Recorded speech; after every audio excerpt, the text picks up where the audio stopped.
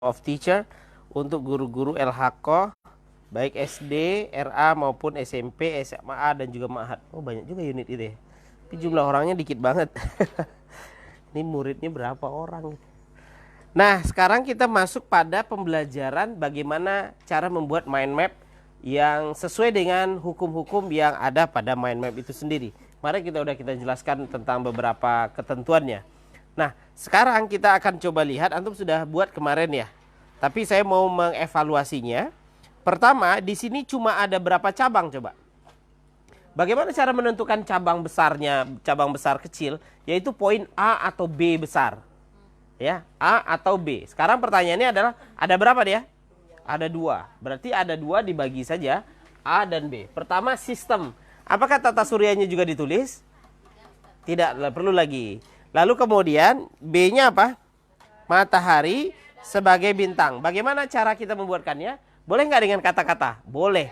Tapi jauh lebih menarik dengan menyebutkan atau membuatkan dengan gambar. Pertanyaannya kenapa harus dengan gambar?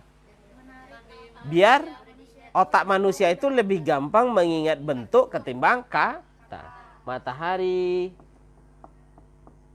Oke, ini gambar saya sederhana, tapi antum pasti lebih cantik gambarnya. Sebagai es bintang. Gitu ya.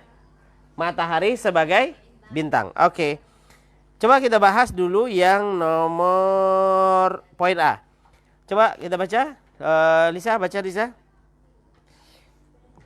Di abad modern ini, Lisa banyak banget Lisa ya. Di abad modern ini banyak para ilmuwan sering mengadakan penelitian seperti penelitian di bidang astronomi. Dengan penelitian di bidang astronomi kita mengenal tentang jagat raya. Ada sesuatu yang perlu kita masukkan di situ? Nah, itu hanya sebagai kalimat pengantar.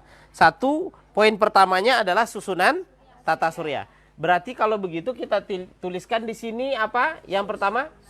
Susunan. Tata suryanya perlu? Tidak. Tata surya adalah susunan benda-benda langit yang terdiri atas matahari sebagai pusatnya dan planet-planet, meteoroid, komet, serta asteroid yang mengelilingi matahari. Susunan tata surya terdiri atas matahari, 8 planet, satelit-satelit, pengiring planet, komet, dan sebagainya. Ada yang penting di sini? Ada kata kuncinya? Ada. Tata surya adalah susunan benda langit yang terdiri atas matahari sebagai pusatnya. Oh, berarti susunannya adalah matahari. Ini coba perhatikan, matahari. Sumbernya, kemudian ini ada yang mengitarinya. Ada planet. Di sini ada planet. Kemudian apa lagi? Asteroid. Komet. Bisa dibikinkan model gambar? Bisa. Nah, ini nanti gambar-gambarkan matahari sebagai pusat edarnya. Lalu kemudian ketika membuatkannya planet, asteroid dan benda-benda ini, dibikin aja kan gambar yang mana matahari berada di tengah, ada benda-benda kecil, lalu antum tulis saja nama di benda-benda kecil di bawah. Boleh gitu nggak? Boleh. Kenapa? Otak lebih gampang mengingat sesuatu yang berbentuk. Masih ingat nggak tentang permainan kata apel? Merah, bulat, hijau, dan seterusnya. Terus susunan tata surya terdiri atas matahari, 8 planet. Berarti 8 antum bikin 8 buah di sini. Oke. Peredaran benda langit yang berupa planet dan benda langit lainnya dalam mengelilingi matahari disebut revolusi. Oh, berarti ada poin yang kita bahas pada susunan tata surya. Apa itu? Revolusi. Apa itu revolusi? Revolusi mana dia? Mana dia? Peredaran benda langit yang berupa planet dan lain-lain dalam mengelilingi matahari revolusi. Jadi peredaran ini matahari. Matahari. Terus benda langit mengiringi dibikinkan gambarnya dia mengelilingi matahari. Inilah yang disebut dengan revolusi. Paham gambar itu? Oke, type. Kemudian peredaran benda langit yang berupa planet dan benda langit lainnya dalam mengelilingi matahari disebut. Sebagian besar garis edar orbit terbentuk elips. Bidang edar planet-planet mengelilingi matahari disebut bidang edar. Sedangkan bidang edar planet bumi disebut bidang ekliptika. Oke. Ada pembahasan nggak di sini? Apa itu? Bidang edar. Bidang Bidang. Apakah kita langsung tulis di situ bidang edar? Hah? No. Bidang, kemudian ada strip lagi, naik garis lagi, edar. Nah, bidang edarnya ada berapa? Ya, coba pahami. Peredaran benda langit yang berupa sebagian besar garis edarnya orbit. Garis edar ini adalah namanya apa? Orbit. Apa namanya? Orbit berbentuk elips. Bidang edar planet mengelilingi matahari disebut edar, bidang edar. Sedangkan bidang edar planet bumi disebut bidang ekliptika. Ada berapa dia? Bidang edar ada 2. Pertama apa? Elips. Kemudian ekliptika apa? Ekliptika. Sebutkan ini, kemudian kasih gambar. Kalau elipsnya apa? Elips itu apa? Sebagian garis edarnya berbentuk elips, bukan. Bidang edar planet mengelilingi matahari disebut bidang edar. Sedangkan bidang edar planet bumi disebut bidang edar planet bumi. Nah, ini planet bumi. Ekliptika ini kan bidang edar planet bumi. Baik, kita lanjut dulu. Sedangkan bidang edar planet di sini, selain berevolusi, benda-benda langit juga berputar pada proses yang disebut dengan rotasi. Oh, ada istilah lagi di sini. Apa itu? Rotasi. Apa arti rotasi? Apa? Berputar. Sedangkan benda langit berputar. Nah, kata kuncinya putar, poros. Jadi tidak disebutkan dengan berputar pada porosnya, tidak. Tapi langsung saja putar, poros. Kalau antum mau kasih gambar satu boleh, terserah. Berputar, poros. Kemudian benda-benda langit kan? Nah, coba lihat. Ini kan tidak ada susunannya nih. Susunan tata surya. Berarti ini kan susunan poinnya. Nah, ada poin pembahasan satu lagi tentang benda langit kan? Apa benda langit yang pertama? Matahari. Matahari. Ya gitu kan. Pertanyaannya, di matahari ini apakah ada informasi yang penting tentang matahari? Matahari merupakan pusat tata surya yang berupa bola gas yang bercahaya. Oh, berarti pengertian dulu.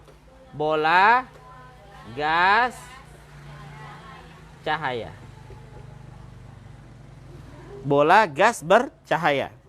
Matahari merupakan salah satu bintang yang menghiasi galaksi Bima Sakti. Suhu permukaan matahari 6000 derajat Celcius. Oke, suhu 6000 derajat Celcius. Cukup begitu saja cukup? Karena sudah menjelaskan tentang deskripsi tentang matahari. Dan yang dipancarkan keluar angkasa hingga sampai ke permukaan. Sedangkan suhu inti sebesar 15 sampai 20 derajat.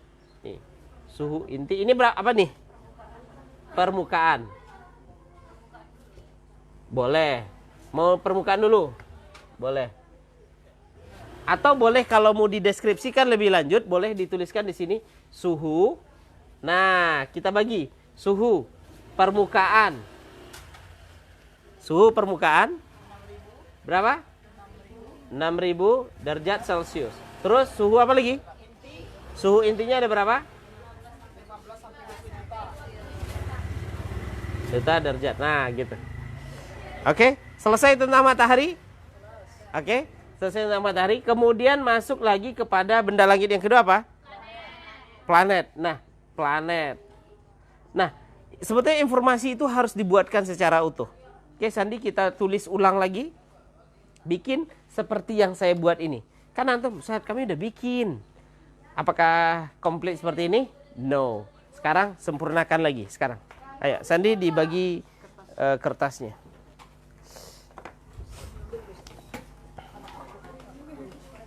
Berarti teman-teman, coba yang antum lihat kemarin itu, coba saya pinjam. Nah, tata surya ini kan sangat sederhana, sesimpel banget. Tapi kan ketika ini dibuatkan, dibacakan, dipresentasikan, dibaca oleh orang lain, ini kan tidak bisa mewakili teks yang banyak ini, 4 halaman ini. Karena ada informasi yang tak termuat di sini. Tapi kalau dengan cara begini, apakah informasi itu termuat di situ? Karena banyak orang berpikiran bahwa mind map itu hanya sederhana, kunci-kunci doang. Bagaimana cara membaca? Padahal ini 4 halaman ini. Apakah bisa? Caranya begitu. Antum jangan bikin simpelnya saja, tapi semua intinya dibuatkan di situ. Paham maksudnya? Nah, ini yang mau kita buatkan. Jadi sehingga mind map ini meskipun dia cuma 1 lembar doang, tapi dia bisa menjabarkan isi sebanyak 4 halaman dari tulisan aslinya. Oke, kita bikin. Nggak usah cantik dulu, yang penting ambil poin-poinnya dulu. Cara bikin dulu. Ya, kalau masalah estetikanya itu nanti. Jadi nggak mesti juga diukir-ukir juga dulu, nggak usah. Tapi kita coba mengambil, membuatkan yang lebih simpel dan sederhana sehingga inti daripada teks itu sudah ada di dalam mind map-nya. Oh, Leili, ini kertas Leili.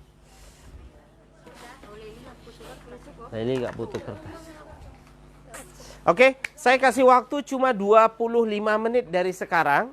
Jadi estetikanya gimana? Kecantikannya gimana? Ah, itu nanti aja.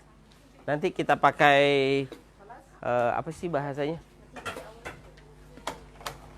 Oke. Baik. Silakan 25 menit dari sekarang. Tak perlu cantik-cantik.